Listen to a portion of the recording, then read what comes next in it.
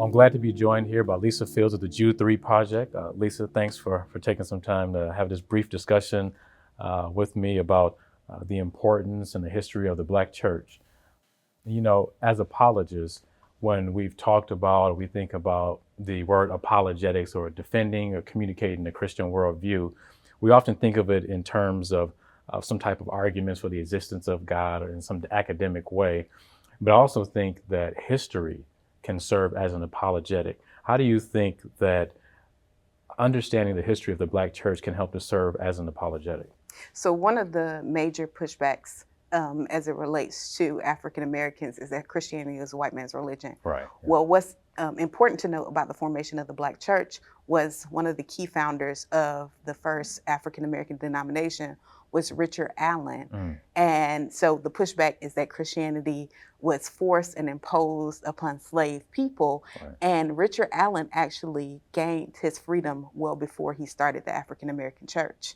So he's a free man who's leaving under the oppressive thumb of the St. George Church, that is a more predominantly is a white church, Right. and saying, I'm going to create a denomination specifically for African Americans to be able to worship with dignity. So he's saying that I'm not serving a God of those who are oppressing me. Right. I'm serving the true and living God, Yeah. and I'm going to challenge people and give them the gospel message apart from oppression. Yeah. I think that's such an important point because oftentimes implicit in that, you know, the idea that you made that it was forced upon enslaved Africans, is this implicit in that is that the Africans weren't smart. Like they couldn't discern again between this false narrative that was being conveyed oftentimes by the slave masters or these ministers that they were hired to give this propaganda message, and what they really learned from the Bible and experience themselves. So I think that's a great point. Now, could you gave us a little bit of the history there. Could you tell us a little bit more about the inception of the first, I guess, independent Black church movement? So the first Black denomination, the African Methodist Episcopal Church, the AME Church, was formed by Richard Allen and Absalom Jones in Philadelphia. But before that, Black people had always been meeting in informal ways throughout the South, throughout the North. So it wasn't the first Black church, but it was the first formation of a Black Christian denomination. Okay, kind of in a concrete way.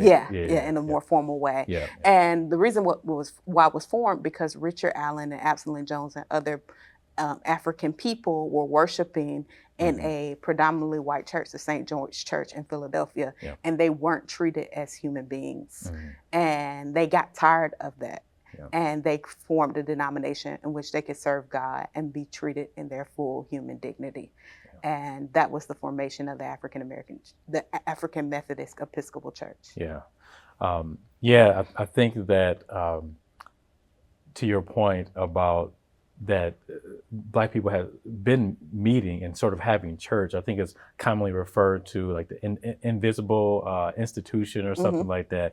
Yeah, there's some great books about that.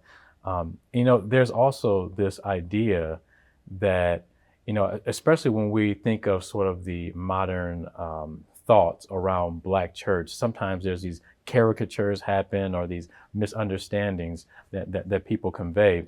And they say there's this idea that the Black church is often hustling, you know, the Black community. They're taking advantage of the Black community. They just want money.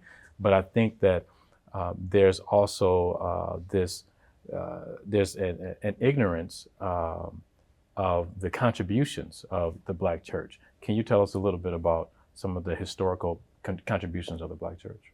So I think there's this misnomer, as you said, that Black people are being taken advantage of by the church.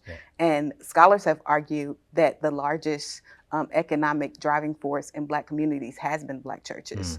Marvin McMichael talks about in Cleveland when he was the pastor at Antioch, that when African soldiers were returning from the war and they could not get GI Bill or access to loans, it was actually Black churches that started credit unions to pay for these soldiers to be able to purchase homes for their children to go to school. And even now you see tons of economic development programs that are springing up from Black churches, housing for seniors, and other assistance to offset the disparities in our communities. So most of the time people are arguing about caricatures they've seen, but not the whole story. And I always tell people there is, in Jacksonville alone, where I'm from, 2,000 churches, right? And most people argue that they argue based off televangelists they see, and that may be 8 people. And I'm like, that's 8 people, and in Jacksonville alone, there's 2,000. So the proportion of that is off. So thinking about that, thinking there is more good being done than bad, oftentimes we just don't highlight the good as much as the bad is highlighted. Yeah, and I think, correct me if I'm wrong here, but I believe that several of the HBCUs, historically Black colleges and universities, were actually initially funded by the Black church. I can't remember the specific ones, but I think it was either 2 or 3 that was initially funded. Do you? Funded and also housed. So before they had their own buildings, they were meeting in churches, whether the basement or other church areas for education. And even if you talk about Richard Allen, he had the Free Slave Society and also had his own businesses. So he wasn't just about spiritual renewal, but he was about economic empowerment. Yeah, the Free Slave Society, that's a good one. I think that was when Allen he established this, like you said, for economic reasons, but also because African Americans oftentimes are being treated unfairly and being kicked out of their homes and stuff like that. So it was also a way for some who wanted to go to Canada to also go that route as well. Lisa, one subject that's often, I think, just not talked about enough is the role and influence of Black women of faith. And there's been some incredible stories. I know I've heard some on your podcast that I wasn't aware of. So I was wondering if you could just take a couple minutes and talk to us about some of the few, there's many, but maybe some of the few that have kind of stuck out in your mind. I think about Jarena Lee. We talked about the AME Church. She was an AME preacher, the first known woman AME preacher. And Richard Allen wouldn't ordain her formally, but he would give her opportunities to preach, and she would go around the country preaching the gospel message. I think about Rebecca Prodden, who started a church in the Caribbean. Many people don't know about her. And I think about Harriet Tubman and how she felt the call of God on her to free people. So it wasn't a God that was telling her to stay oppressed and just listen to that slave master. It was a God that was telling her, hey, get free and go back and set other captives free. Not only in a spiritual sense, but a physical sense.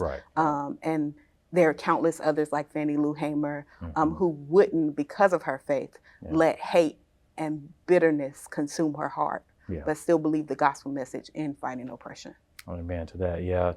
I love poetry. And so Phyllis Wheatley is another one that kind of stands out in my mind. But those are great examples.